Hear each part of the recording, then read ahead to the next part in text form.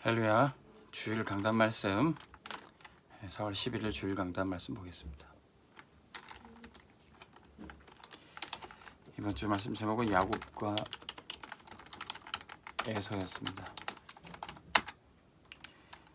창세기 36장 1절에서 8절. 한 부모 밑에서 태어난, 또 특히 한 배에서 태어난 쌍둥이 이 야곱과 에서라도 다른 인생을 살게 되죠. 우리가 부모 밑에 형제로 자랄 때 비슷한 환경에서 자랐지만 지금은 이제 각자 살아가는 인생들이 다릅니다. 물론 교회 안에도 우리 함께 예배드리고 같이 믿음 생활을 하면서도 응답을 받아가는 그 신앙생활이 다를 수 있습니다. 어떤 분들이 어떤 새신자가 이렇게 얘기를 했다고 하죠. 교회는 왜 이렇게 힘들고 어려운 사람들이 많은가? 몸도 아프고 가난한 사람이 많은가? 어떤 면에서는 그게 뭐 단면을 본 모습으로 인해서 그게 사실일 수 있겠지만 사실은 하나님이 당신의 자녀들, 당신의 백성들을 축복하기를 원하시는 거죠. 그런데 왜 예수를 믿으면서 왜 이렇게 삶이 어려운가? 우리가 그것은 이제 살펴봐야 된다는 겁니다.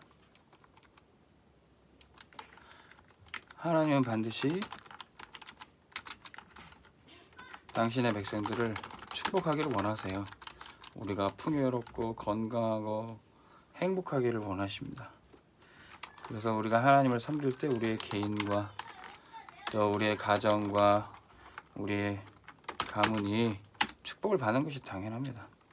주 예수를 믿으라, 그리하면 너와 내 집이 구원을 받으리라. 그리고 또 인류 역사를 보면은 하나님을 섬겼던 나라, 세계 복음화에 쓰임 받았던 나라와 민족은 반드시 축복을 받았습니다. 지금의 서구 유럽의 또 미국이란 나라죠. 그런데 왜 예수 믿는 사람인데도 이렇게 실패하는가? 이것을 우리가 어떻게 봐야 되겠습니까?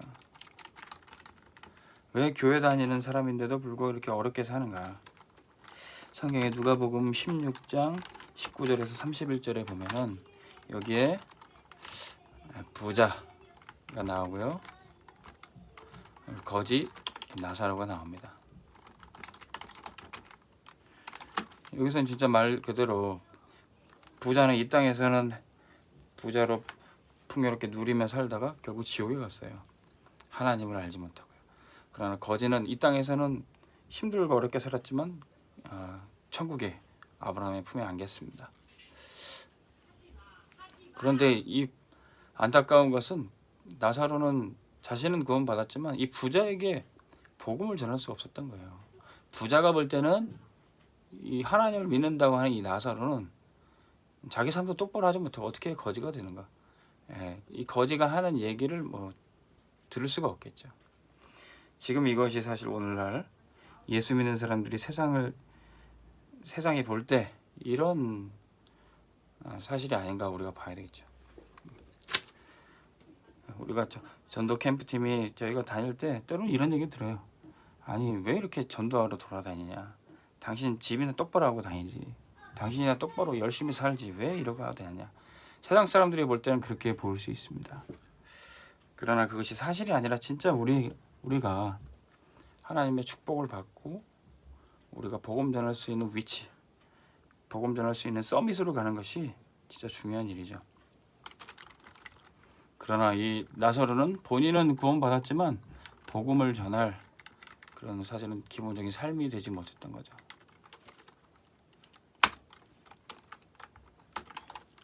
반면에 또 다른 인생이 있습니다. 열왕기하 5장에 보면은 이제 나아만 장군이 나오죠.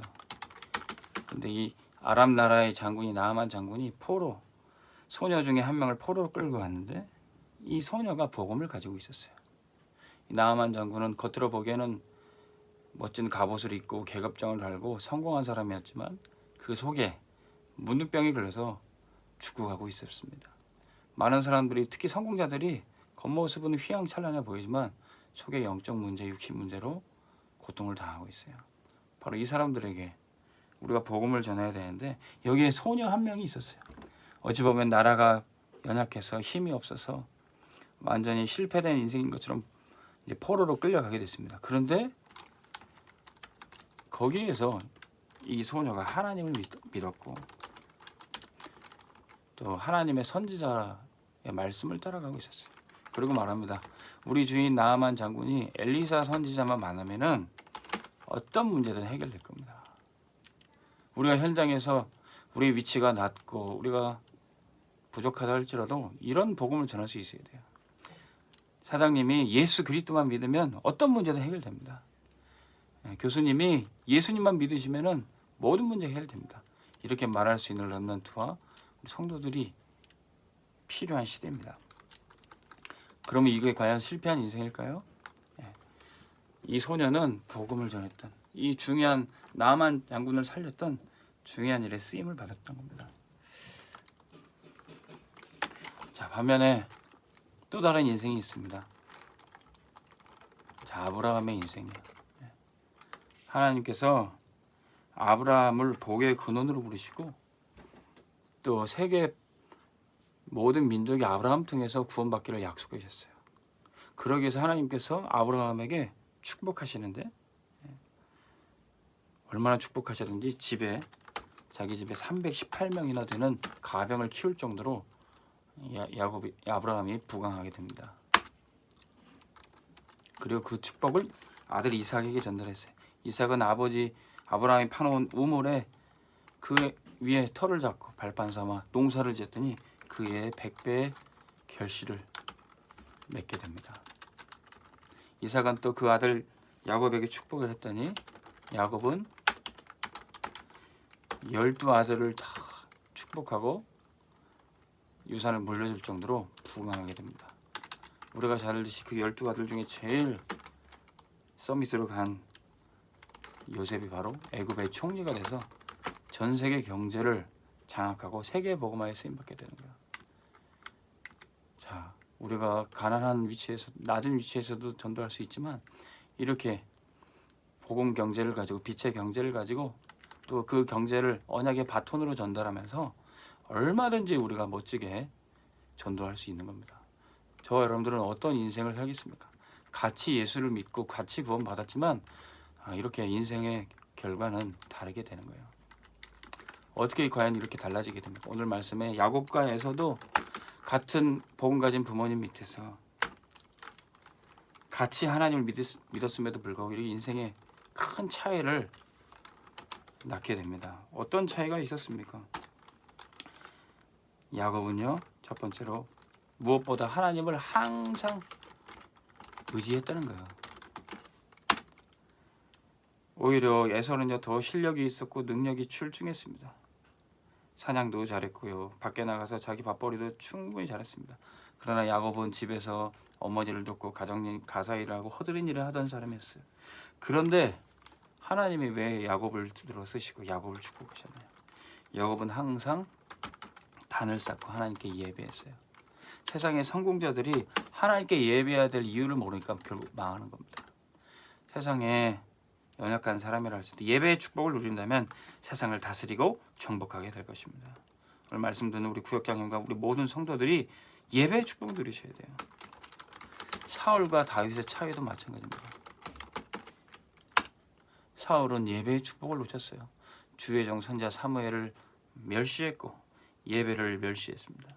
그러나 다윗은 늘 현장에 있든지 늘 예배의 축복을 누리고 푸른 초장에서도 예배를 누리며 성전을 짓고 예배를 늘 사모했던 겁니다.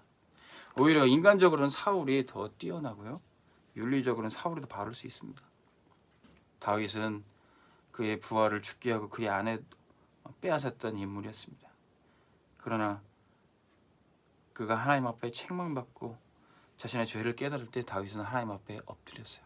문제 왔을 때 하나님을 찾았어요. 근데 사울은 문제 왔음에도 불구하고 재앙이 왔는지도 모르고 하나님을 찾지 않았어요. 오히려 무당을 찾아가고 사람을 의지했습니다. 우리는 중요한 순간에, 어려운 순간에 하나님을 의지할 때 우리의 인생은 달라지게 돼 있습니다. 하나님을 의지했던 그 고백이 다윗의 시편에 나오죠. 여호와가 나의 목자시니 내게 부족함이 없으리로다. 나의 힘이 되신 여호와여 내가 주를 사랑하나이다. 주 여호와는 나의 방패시요 나의 요새시요 나의 피난처시로다. 다윗은 늘 어려운 순간마다 하나님을 찾았어요. 이게 인생의 큰 차이를 낳게 되는 겁니다. 하나님을 의지하는 사람은 항상 믿음으로 결단합니다. 그런데 하나님을 의지하는 사람은 의지하지 않는 사람은 인본주의 사람의 방법을 써요. 그것이 항상 어려운 순간마다 나와요. 사실 야곱도 처음부터는 야곱의 인생이 참 인본주의가 많았습니다. 형을 속여서 팥죽 한 그릇에 장자권을 사고요. 어머니와 또 짜고 아버지를 속이고 형의 축복을 빼앗습니다. 그런데 나중에는 그런 인본주의가 소용이 없고 오히려 더 고통과 문제를 일으키는 걸 알았어요. 그래서 집에서 쫓겨나게 됩니다. 근데 야곱은 그때 베델의 축복을 받게 돼요. 아, 나는 이제 하나님을 의지해야 되는구나. 내가 이렇게 길에서 노숙하는 신세가 됐지만 하나님, 제가 이제 아버지 집으로 편안히 돌아가게 하시면 제가 이곳에 하나님의 집을 세우겠습니다. 이때부터 야곱은 믿음의 결단하기 시작해요. 하나님이 저에게 주신 소득의 10분의 1을 하나님께 드리겠습니다. 사람의 방법, 머리 굴리지 않고 하나님 앞에 온전히 의지하게 됩니다. 그래서 자식들에게 문제 오고 재앙이 왔을 때 어떻게 했습니까? 야곱은 채가닥 베들로 올라갔어요. 머리 쓰지 않고 돌아가지 않고 베들로 올라갔던 겁니다. 우리가 정말로 믿음으로 해야 될 게 바로 결혼이에요. 야곱은 믿음으로 결혼해서 또 언약 가진 라헬과 레아와 결혼하게 됩니다. 그러나 이 에서는 말씀 2절 또 3절에 보니까 가나안 여인과 결혼했어요. 언약이 없는 여인과 또 이스마엘의 딸과 결혼했습니다. 우리가 결혼이 진짜 언약 가진 복음 가진 사람끼리 하는 것이 너무 중요하죠. 우리가 복음이 확실하다면은 불신자를 데리고서 결혼도 하고 불신자 가문도 살릴 수 있겠지만 사실은 그 과정은 엄청나게 뼈를 깎는 고통이 수반되게 되어 있습니다. 이 결혼이 참 중요합니다. 우리 렘넌트들은 언약 안에서 렘넌트끼리 결혼하는 것이 아주 중요할 수 있죠. 그런데 때로는 우리가 언약 밖에 있는 사람과 어울리게 되면 불신앙이 또 전염이 되고요. 불신앙이 팀을 이루게 돼요. 이 이스마엘과 또 에서와 이 가나안 족속들은 불신앙의 팀이 됩니다. 그래서 나중에는 이스라엘을 대적하는 무리가 되게 되는 것이죠. 교회 안에서도 믿음의 팀과 불신앙의 팀이 있습니다. 우리가 어떤 팀에 서야 되겠습니까? 어떤 대열에 서야 되겠습니까? 우리는 언약의 대열에 서서 이 언약의 축복을 누리는 우리 성도들 되기를 주 이름으로 축원합니다. 그 언약의 대열이 누구였습니까? 성경은 항상 이렇게 믿음과 불신앙의 사람을 비교하게 돼 있어요. 비교하고 있어요. 왜 그렇습니까? 가인과 아벨. 가인의 제사는 받지 않으시고 아벨의 예배만 받으셨어요.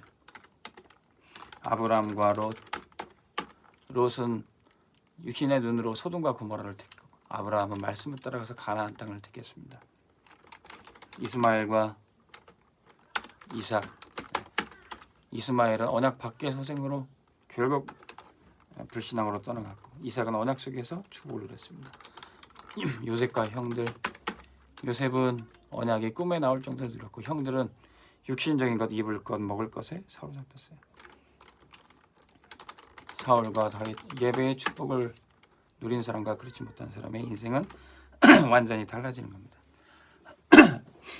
성경은 이렇게 믿음의 사람과 불신앙의 사람을 비교해놓고 성경을 읽는 독자들에게 당신은 어떤 길을 선택할 것인가 얘기해주고 있어요. 저와 여러분들은 믿음 따라가는 언약의 대열에 서시길 바랍니다. 그래서 결론의 말씀, 우리는 야곱처럼 다윗처럼 이렇게 믿음의 한 사람이 되기를 원합니다. 믿음의 한 사람만 있으면은 믿음의 대열이 일어나게 되겠어요. 이 대열이 일어나서 믿음의 축복을 언약을 전달하게 되어 있습니다. 오늘 말씀 듣는 우리 구역장님과 우리 모든 성도들이 믿음의 한 사람 되시기를 주의 이름으로 축원합니다. 하나님 아버지 감사합니다. 야곱처럼 하나님을 늘 항상 의지하기 원합니다. 다윗처럼 항상 믿음으로 선택하게 도와 주옵소서. 우리 모든 성도들 예배의 축복 누리고 언약의 축복을 우리 후대와 우리 모든 이웃들에게 전달하게 하여 주옵소서. 그 한 사람이 내가 되게 하여 주옵소서. 예수 그리스도 이름으로 기도합니다. 아멘. 승리하시기 바랍니다.